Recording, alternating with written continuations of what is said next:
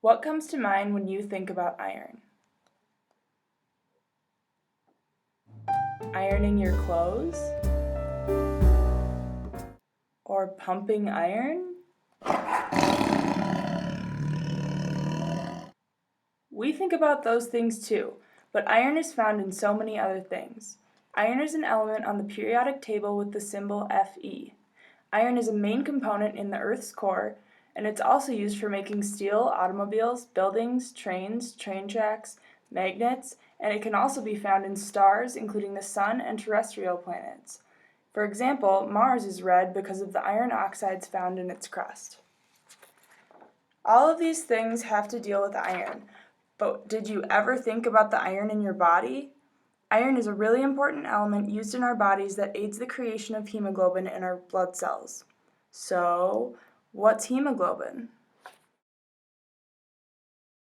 Well, in order to fully understand hemoglobin, first you need to understand the four components of blood. The average adult human body has approximately 5 liters of blood. In this blood, there is the blood plasma, which is a solution made of sugars, fats, proteins, and salts, which carries the other components to the rest of your body. Next, there are white blood cells. These cells fight off diseases that enter our bodies. Then there are platelets that work with blood clotting chemicals at the site of wounds to help heal them more quickly. And lastly, there are red blood cells. They transport oxygen from the lungs to all the tissues of the body and carry away carbon dioxide. The red blood cells can't do this without the help of hemoglobin, and one of hemoglobin's main components is iron. This is the structure of hemoglobin. There are millions of these in just one red blood cell to transport oxygen. That's over 1 billion oxygen molecules per red blood cell. Each hemoglobin is made up of 4 heme groups, each of which contains an iron atom. This iron then binds the oxygen and transports it from the lungs to the tissues of the body. The deoxygenated blood is blue, and the oxygenated blood is red. The deoxygenated blood is blue because when there is no oxygen bound to the hemoglobin absorbs lower energy light, so reflects higher energy light and looks blue. The oxygenated blood, on the other hand, absorbs higher energy light, so reflects lower energy light and looks red. So, how does the iron get into your body? You get iron into your body by eating some of your favorite or not so favorite foods. For example, fish, chicken, red meat, nuts, beans,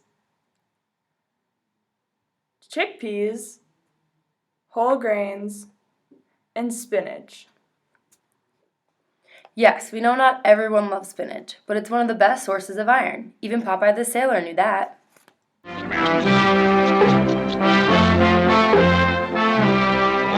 Well, blow me down. So what happens if you have low levels of iron in your blood? Having low levels of iron in your blood can be caused by poor diet, blood loss, or an inability to absorb enough iron from food. This can lead to a disease called anemia. When your body is deficient of iron, the blood cells are broken down more frequently. When this happens, more red blood cells are triggered to be created. Red blood cells are created from the bone marrow. This bone marrow has to make more red blood cells than normal. If the bone marrow cannot keep up with the needed red cell production, the red blood cell count will start to fall, leading to hemolysis. Without enough red blood cells, not enough oxygen will be delivered to your tissues. This can cause weakness, shortness of breath, fast or irregular heartbeat, or you could even faint. So eat your spinach.